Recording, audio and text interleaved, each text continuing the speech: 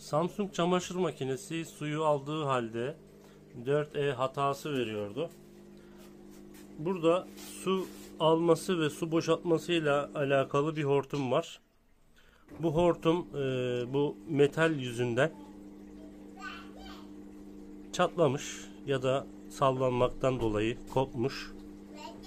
Bu hortumu kestim. Tekrardan geri taktığımda bu hata gitti. Bilginiz olsun.